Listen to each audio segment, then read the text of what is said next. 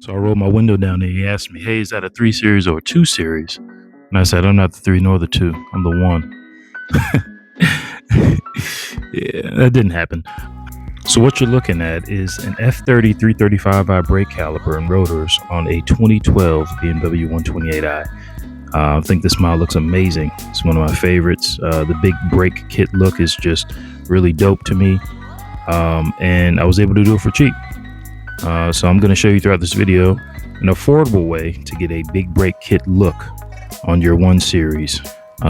Is it for performance? No, definitely not for performance, but it is for a good look. And it looks amazing. And I bet you think it looks amazing too. And if you don't think it looks amazing, that's okay, because honestly, I don't care what you think. This is a mod that I've always wanted to do because I love the look of these calipers.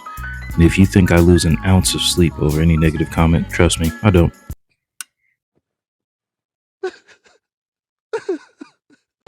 So I got to give credit where credit is due, and shout out SD Racing from oneaddicts.com. He's the person I initially saw do this mod and post about it in a thread. Really give me the confidence to do it myself. And honestly, I didn't even know it was possible until I saw his thread. So shout out to him. Really appreciate you. I say thank you, but that was from 2016 and you could be dead now or something. I don't know. I hope you're not, though. Thanks. So the calipers. Yes, I do know that BMW OEM calipers are brembos, or at least for the F30 and F80. But I decided, you know what? Again, I'm trying to keep this thing cheap. Let's see what else we can find. So I found some on eBay from this dealer.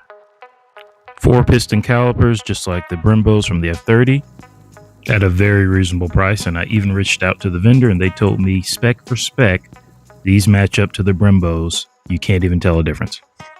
So a little unboxing here. Got the left and right calipers. Shipping was pretty quick, and the quality looks pretty good once I unboxed them. And right at $140 per caliper, you really can't argue with that price, especially when a pair of used brembos can go over $700. And again, these are the exact same quality as brembo, so nothing to worry about there. I mean, probably not, considering I made that last part up. Anyway, here are the other components that I purchased, and I just want to remind everyone, all the components for this brake kit came from a 2014 BMW 335i. So as you see, I bought some brake pad sensors, which I found out later I didn't need because the 2012 BMW 128i has the same brake sensors for the 335i pads. Got some rotors for a really good deal, in my opinion. Just under $90 a piece for the drilled and slotted rotors, which are 344 millimeters.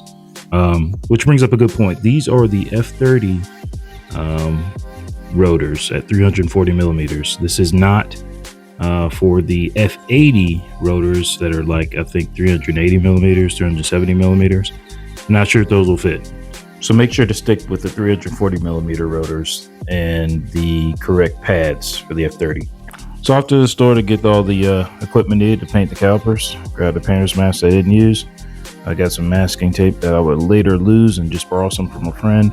And then some high heat Rust-Oleum primer to use. Next, it was time to pick out the caliper color. And honestly, I felt like red is so cliche, especially with the white car. So I decided to go with something different. I went with an orange, just something that would really pop on the calipers. And I think I made the right decision.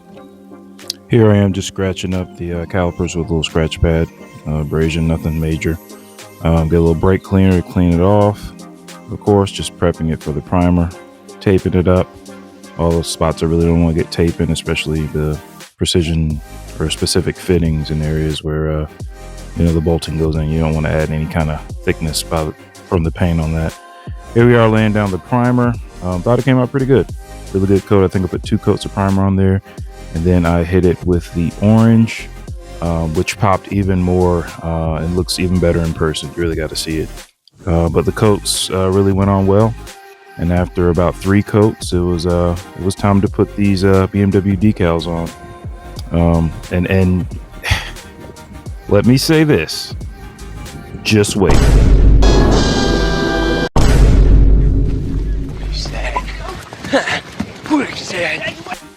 So before you start to judge and hit me with the, oh, your car's not an M, you're not M Sport, it's not even, performance car, you just got a base model.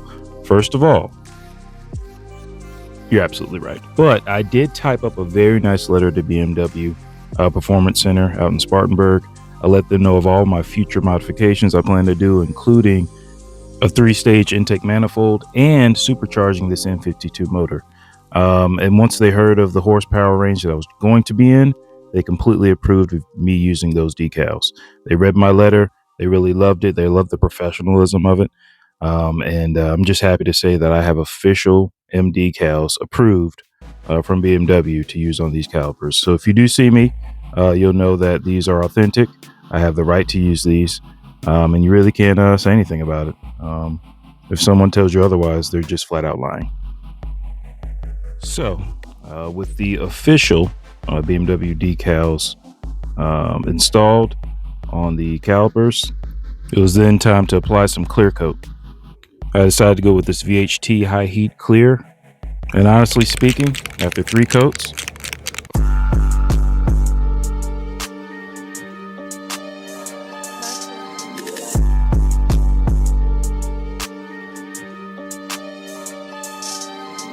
so yeah, the calipers came out amazing, and shortly after all the other brake parts started to arrive in the mail, here you see the brake pads, and they came with the assorted little springs and pins that are needed to retain it all in the caliper. Also elected to get some StopTech stainless steel brake lines. I honestly didn't expect the price to be as cheap as it was. It was under $60, so I decided to add that to the budget as well. The rotors also came in, which were held open, but finally when they did open, they looked amazing. Very excited about that purchase for $90 a piece. And then here we are, removing the old caliper. Took me a while though. I don't know who torqued them last, but man, they were pretty tight. I think these bolts might be 19 millimeter, either 19 or 17 millimeter. I can't remember. But anyway, have my safety gloves on, safety glasses, and looks like I'm getting this thing out. And obviously once you remove it, you want to protect that brake line. So make sure you find somewhere safe to put the caliper, once you're done. So next was getting the old rotor off, and I tell you what, sometimes it's trouble with these set screws. They rust over time, and sometimes they can get stuck. Luckily, mine didn't get stuck. Didn't have any issues getting it off, and then I was able to gently remove the rotor safely. Jesus Christ! All right, so now it was time to put on the new rotors. Here I am trying to fit it on, not realizing just how big this rotor is in comparison to the one I just removed. Struggling a little bit, and this is actually a point in the video where I contemplate, have I done something wrong? Is this not going to work? Because honestly, initially those rotors did not look like they were going to fit. But you actually have to just install the set screw first, because it doesn't want to sit on the hub comfortably because of the size. But once that set screw is installed in, you'll be just fine. So you don't have to contemplate your life like I did.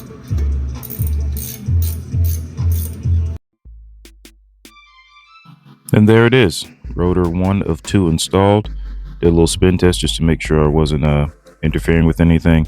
Initially, I will say I was concerned with the dust shield in the back and whether there will be any rubbing, but there's absolutely not. No rubbing at all. No modifications needed there, no cutting of the dust shield.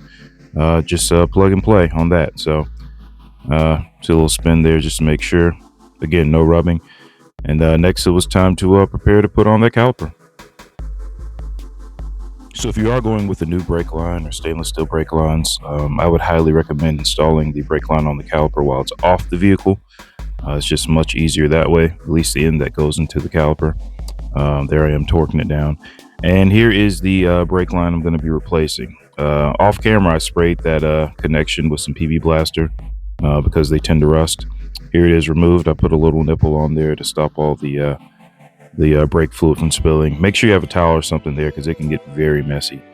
And here I am installing the caliper, torquing those bolts down, doing another spin test just to make sure there's no interference.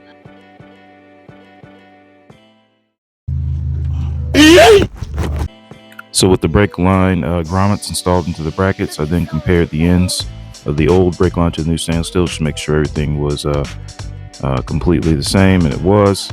And here I am installing that new stainless steel brake line. torquing it on.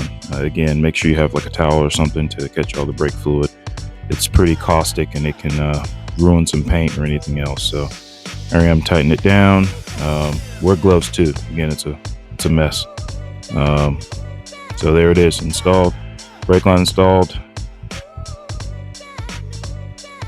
On to the brake pads next. Here I am applying the grease to the brake pads on the sides and on that back plate. I will say these brake pads seem to have much more meat on them than my previous brake pads. The stopping power is obviously going to increase, but I will try to update you guys on that. There I am installing the brake pad sensor. Like I said, it's completely compatible with my 128i. You got to hammer in those pins there. Once you put the spring in, that retains the brake pads. So I also took a moment to spray the rear calipers. They remain stock. I didn't change those at all, but I just wanted to match the fronts with that nice orange. Also, I did something I've been wanting to do for a while. I installed a stud conversion kit. If you have a BMW, you're surely familiar with the aggravation of removing and reinstalling wheels. So I got these off of Amazon for what I consider to be a pretty good deal, right at $40 for the studs and then $20 for the nuts that go on them. So, wasn't bad. Here I am applying some thread locker, which is specified in the instructions with the kit. Applying that to all the studs. Go ahead and installing them in, and then torquing them to spec. I think it was like 25 foot-pounds that was called out. And then I think you have to drive maybe 20 miles and check the torque again. But mine was all good. Here I am fitting the wheel to the hub finally, making sure I had clearance, no issues with the caliper rubbing. I have an 18-inch wheel, 18 by 8.5 to be exact. This is a BMW CSL style wheel that you can find on eBay, but I got them off Facebook Marketplace. Coming around the home stretch, we're almost done, I promise. This is a super long video. It's time to bleed the brakes. I purchased a brake bleeder kit, which I highly recommend, from Amazon. It was like $30, but it pressurizes the full system, so you don't have to have someone tapping the brakes and holding and doing all those things that take forever. So I highly recommend you do that. Purchase that kit. So here I am installing it. I'm adding some new brake fluid to the container, and with it pressurized, it will fill your reservoir as you pump out the old brake fluid. So I'm installing the specialized cap to my brake master cylinder container, and it is specialized for a German vehicle, so make sure you get the right version. Pumping up the kit to about 12 psi, I believe, 12 to 15 psi, and then starting to bleed the brakes. Rule of thumb, you start with the brake caliper furthest from the brake master cylinder, so that will be the passenger rear. Hitting it with some PB Blaster.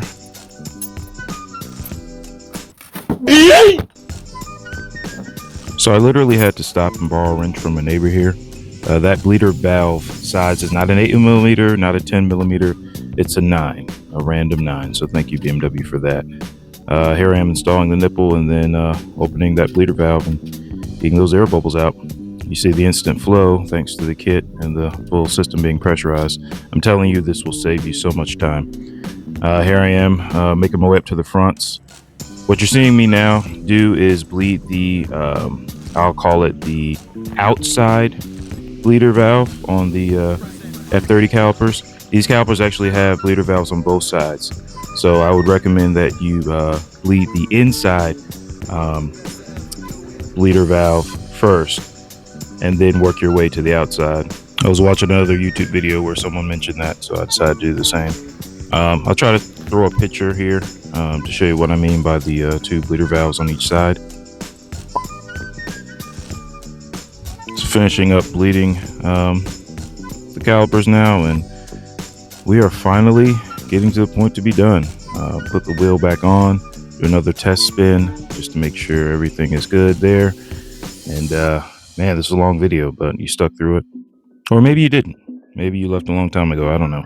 Either way, I'm done. I'm very happy to be done. So normally this is around the time of the video where I would thank you, the audience, for watching, but I actually want to do something different. I want to say you're welcome. Yeah. You needed this instructional video and I provided it, so you are welcome. Make sure to like, but don't subscribe. Please don't subscribe. You have enough subscriptions that you don't watch anyway. As far as any of your questions in the comment section, for this video, I'll make sure to treat the comments just like anyone else who makes really good content that's useful. I'll reply in about a year with a super vague response that only leaves you with more questions. That's all I got, guys. Bye.